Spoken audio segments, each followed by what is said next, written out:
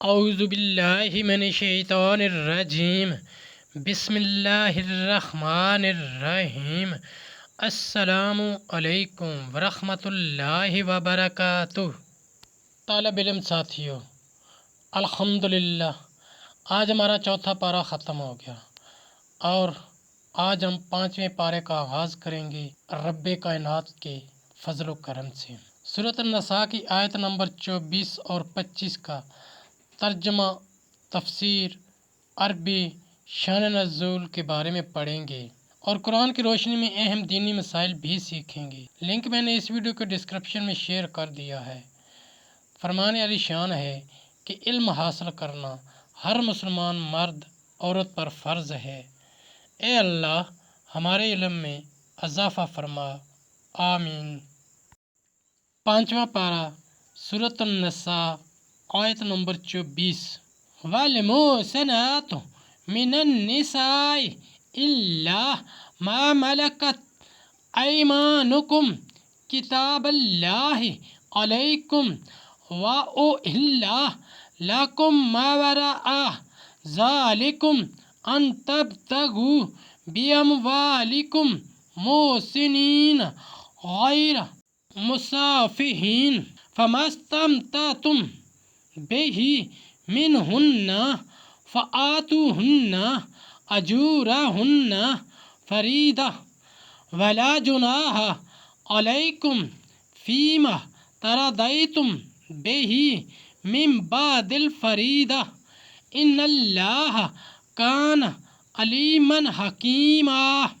ترجمہ، اور حرام ہے شوہر وار عورتیں مگر کافروں کی عورتیں جو تمہاری ملک میں آ جائیں، یہ اللہ کا نوشتہ ہے تم پر، اور ان کے سوا جو رہیں وہ تمہیں حلال ہیں کہ اپنے مالوں کے عوض تلاش کرو، قید لاتے نہ پانی گراتے، تو جن عورتوں کو نکاح میں لانا چاہو ان کے بندھے ہوئے مہر انہیں دو، اور قرارداد کے بعد اگر تمہارے آپس میں کچھ رضامندی ہو جاوے تو اس میں گناہ نہیں، بے شک اللہ علم و حکمت والا ہے۔ آیت نمبر 25۔ وَمَن لَّمْ يَسْتَطِعْ مِنكُمْ طَوْلًا أَن يَنكِحَ المحصنات المؤمنات فمما ملكت أيمانكم من فتياتكم المؤمنات والله أعلم بإيمانكم بعضكم من بعض فانكحوهن بإذن أهلهن وآتوهن أجورهن بالمعروف محصنات غير مسافحات ولم متخذات أخدان فإذا أحسن فإن أتينا بفاحشة فعليهن نصف ما على المحصنات من العذاب ذلك لمن خشي العنة منكم وأن تصبروا خير لكم واللہ غفور الرحیم۔ ترجمہ، اور تم میں بے مقدوری کے باعث جن کے نکاح میں آزاد عورتیں ایمان والیاں نہ ہوں تو ان سے نکاح کرے جو تمہارے ہاتھ کی ملک ہیں، ایمان والی کنیزیں، اور اللہ تمہارے ایمان کو خوب جانتا ہے۔ تم میں ایک دوسرے سے ہے تو ان سے نکاح کرو ان کے مالکوں کی اجازت سے، اور حسب دستور ان کے مہر انہیں دو۔ قید میں آتیاں نہ مستی نکالتی اور نہ یار بناتی۔ جب وہ قید میں آ جائیں پھر برا کام کریں تو ان پر اس سزا کی عادی ہے جو آزاد عورتوں پر ہے، یہ اس کے لیے جسے تم میں سے زنا کا اندیشہ ہے، اور صبر کرنا تمہارے لیے بہتر ہے، اور اللہ بخشنے والا مہربان ہے۔ تفسیر اور شان نزول۔ گرفتار ہو کر بغیر اپنے شوہروں کے وہ تمہارے لیے بعد استبراء حلال ہیں، اگرچہ دار الحرب میں ان کے شوہر موجود ہوں۔ کیونکہ تباین دارین کی وجہ سے ان کے شوروں سے فرقت ہو چکی۔ شان نزول: حضرت ابو سعید خدری رضی اللہ تعالی عنہ نے فرمایا، ہم نے ایک روز بہت سی قیدی عورتیں پائیں جن کے شوہر دارالحرب میں موجود تھے، تو ہم نے ان سے قربت میں تعامل کیا اور سید عالم صلی اللہ علیہ وآلہ وسلم سے مسئلہ دریافت کیا۔ اس پر یہ آیت نازل ہوئی۔ محرمات مذکورہ: نکاح سے یا ملک یمین سے اس آیت سے کئی مسئلہ ثابت ہوئے۔ مسئلہ: نکاح میں مہر ضروری ہے۔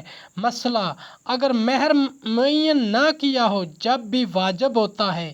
مسئلہ: مہر مال ہی ہوتا ہے نہ کہ خدمت و تعلیم وغیرہ، جو چیزیں مال نہیں ہیں۔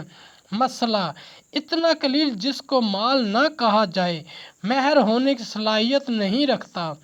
حضرت جابر اور حضرت علی رضی اللہ تعالی عنہ سے مروی ہے کہ مہر کی ادنیٰ مقدار 10 درہم ہے، اس سے کم نہ ہو سکتا۔ اس سے حرام کاری مراد ہے، اور اس تعبیر میں تنبیہ ہے کہ زانی محض شہوت رانی کرتا اور مستی نکالتا ہے، اور اس کا فعل غرض صحیح اور مقصد حسن سے خالی ہوتا ہے۔ نہ اولاد حاصل کرنا، نہ نسل و نسب محفوظ رکھنا، نہ اپنے نفس کو حرام سے بچانا، ان میں سے کوئی بات اس کو مد نظر نہیں ہوتی۔ وہ اپنے نطفہ و مال کو ضائع کر کے دین و دنیا کے خسارے میں گرفتار ہوتا ہے۔ خواہ عورت مہر مقرر شدہ سے کم کر دے یا بالکل بخش دے، یا مرد مقدار مہر کی اور زیادہ کر دے۔ یعنی مسلمانوں کے ایماندار کنیزیں کیوں کر نکاح اپنی کنیز سے نہیں ہوتا، وہ بغیر نکاح ہی مولا کے لیے حلال ہے۔ معنی یہ ہے کہ جو شخص حرہ مومنہ سے نکاح کی قدرت و وسعت نہ رکھتا ہو، وہ ایماندار کنیز سے نکاح کرے، یہ بات عار کی نہیں ہے۔ مسئلہ: جو شخص حرہ سے نکاح کی وسعت رکھتا ہو، اس کو بھی مسلمان باندی سے نکاح کرنا جائز ہے۔ یہ مسئلہ اس آیت میں تو نہیں ہے، مگر اوپر کی آیت وَأُحِلَّ لَكُم مَا وَرَاءَ ذَلِكُم سے ثابت ہے۔ مسئلہ: ایسے ہی کتابیہ باندی سے بھی نکاح جائز ہے اور مومنہ کے ساتھ افضل و مستحب ہے، جیسا کہ اس آیت میں ثابت ہوا۔ یہ کوئی عار کی بات نہیں، فضیلت ایمان سے ہے، اسی کو کافی سمجھو۔ مسئلہ: اس سے معلوم ہوا کہ باندی کو اپنی مولا کی اجازت بغیر نکاح کا حق نہیں۔ اسی طرح غلام کو اگرچہ مالک ان کے مہر کے مولا ہیں، لیکن باندیوں کو دینا مولا ہی کو دینا ہے، کیونکہ خود وہ اور جو کچھ ان کے قبضے میں ہو سب مولا کی ملک ہے۔ یا یہ معنی ہے کہ ان کے مالکوں کی اجازت سے مہر انہیں دو، یعنی اعلانیہ و خفیہ کسی طرح بدکاری نہیں کرتیں اور شوہردار ہو جائیں۔ جو شوہردار نہ ہوں، یعنی 50 تازیانے، کیونکہ حرہ کے لیے 100 تازیانہ ہیں۔ اور باندیوں کو رجم نہیں کیا جاتا، کیونکہ رجم قابل تنصیف نہیں ہے باندی سے نکاح کرنا باندی کے ساتھ نکاح کرنے سے، کیونکہ اس سے اولاد مملوک پیدا ہوگی۔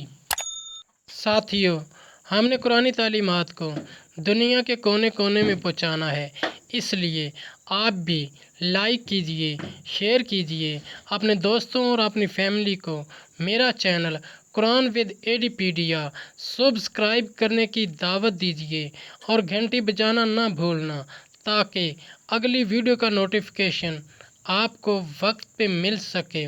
اس صدقہ جاریہ میں آپ بھی حصہ لیجئے۔